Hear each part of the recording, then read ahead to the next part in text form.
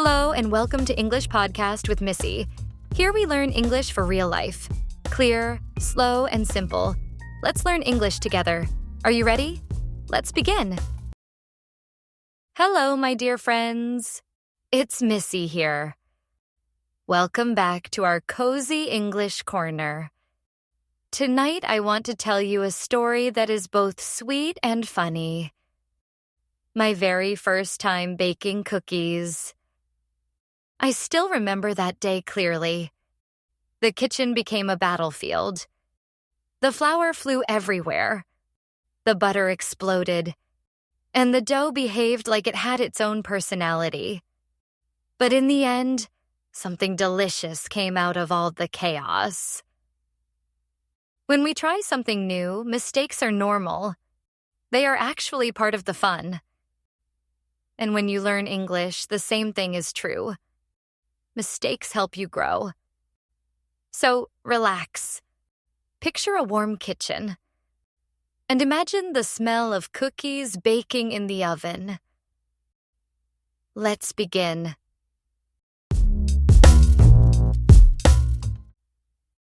One Saturday morning, sunlight came into my room, and I woke up feeling fresh and full of energy. I stretched my arms, yawned, and then suddenly had a big idea. I want to bake cookies today. It wasn't a plan. It wasn't on my to-do list. It just appeared in my mind like a little spark of inspiration.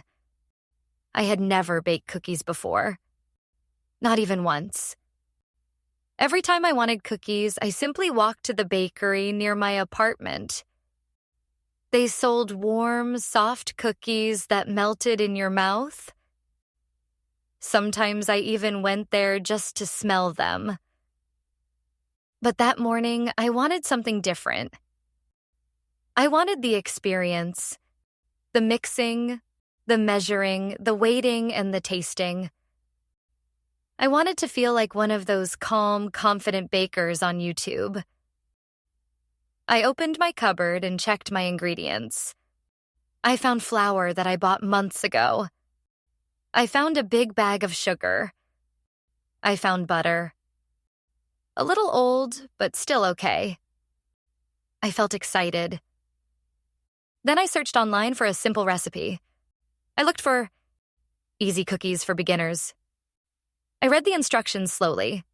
They looked simple. Mix flour. Add butter. Add sugar. Add an egg. Bake. Easy, right? I smiled confidently and said to myself, "This will be fun. Nothing can go wrong." Spoiler, I was very wrong. I started with the flour. The recipe clearly said, add 2 cups of flour.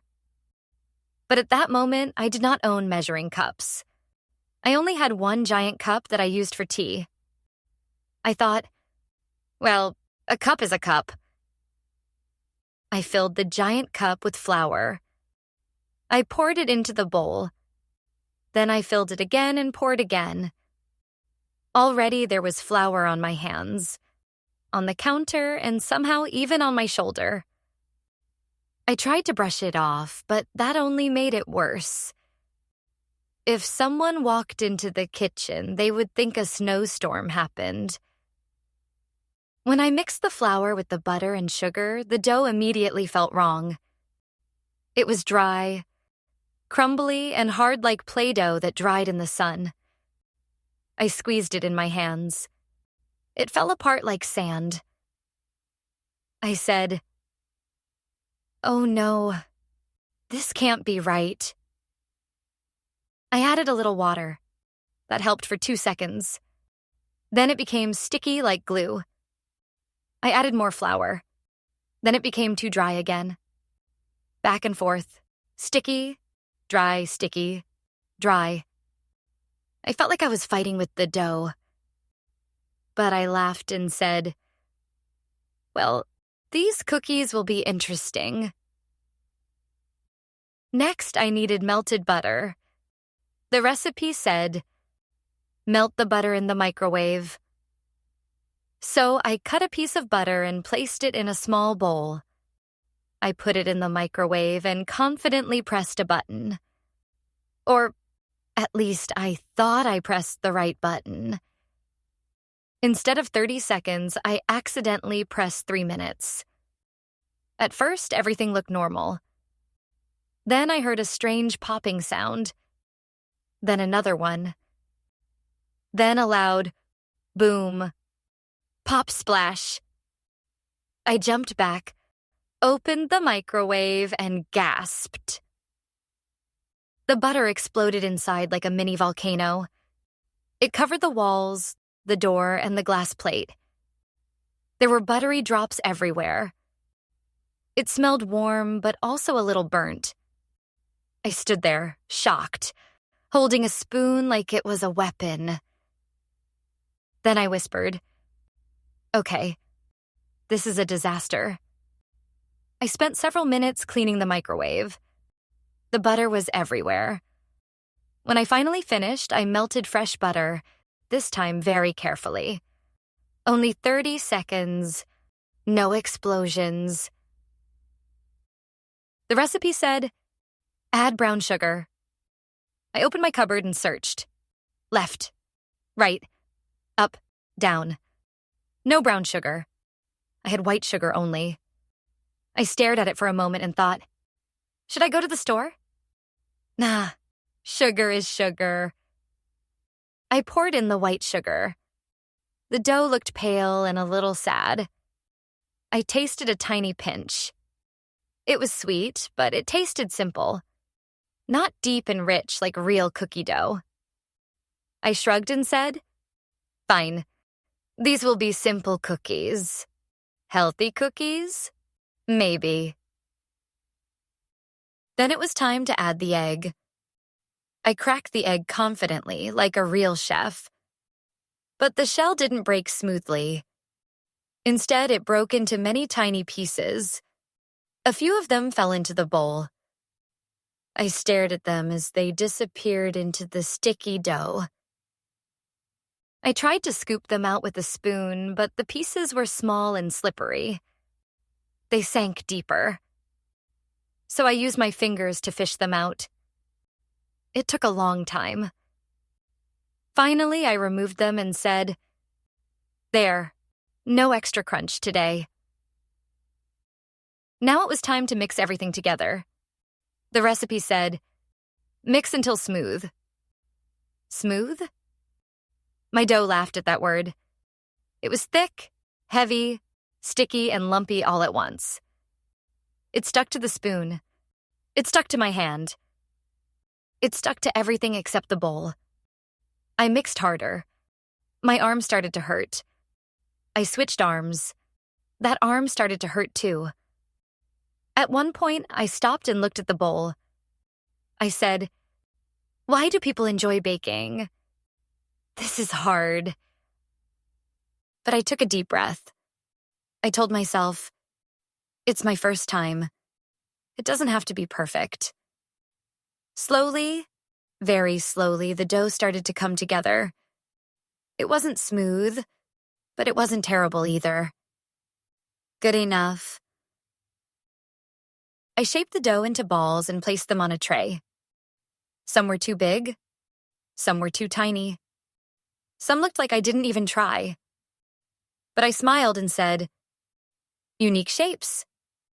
Handmade. Then I turned on the oven. The recipe said, bake at 180 degrees Celsius. I confidently put the tray inside. 10 minutes later, I checked the cookies. They looked exactly the same. Still cold, still round, still raw. That's when I realized I forgot to preheat the oven. I sighed and said, of course I forgot. So I took the tray out, preheated the oven, and waited for it to become hot.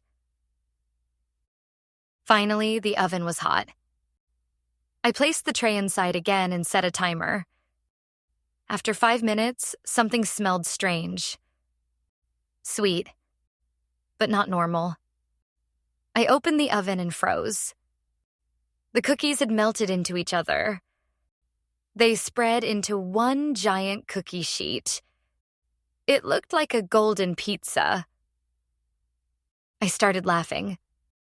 Not a small laugh, a big loud laugh. "I baked a cookie pancake," I said. When I tried to lift one cookie, the others came with it. Everything stuck together, but the edges looked crispy. The middle looked soft. It didn't look bad, just very funny. I let the giant cookie cool down. Then I cut it into pieces like I was cutting a cake. I tried one piece. And to my surprise, it tasted good. Sweet, soft, warm, a little crunchy at the bottom. Not perfect, but perfectly comforting. I made a cup of tea, sat down, and enjoyed my strange but wonderful cookies. I felt proud of myself. I tried something new. I made a mess. I made mistakes. But I also made cookies, and that was enough. Let's look at the grammar from today's story. We use the past simple to talk about actions that happened in the past and are finished. Regular verbs, verb plus ed. Worked, laughed, cleaned, cooked, jumped, tried.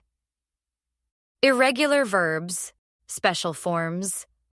Went, made, woke, broke, ate, felt.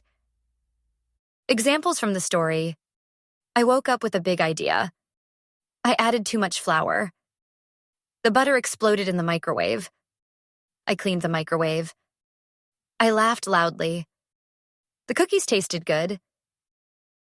Use the past simple to tell stories, talk about experiences, and describe things that happened before now. Thank you, my dear friends, for joining me in this sweet and funny baking adventure. Remember, when you try something new, don't be afraid of mistakes. Mistakes make the story better. And when you practice English, the same rule applies. If you make a mistake, don't worry. You are learning. Tonight we practiced the past simple tense with a cozy real-life story about baking cookies. I hope you enjoyed it. I hope you learned something new. And I hope you feel inspired to try something. Maybe even baking cookies yourself. Have a peaceful evening. Eat something sweet, and I'll see you again in the next Cozy English episode.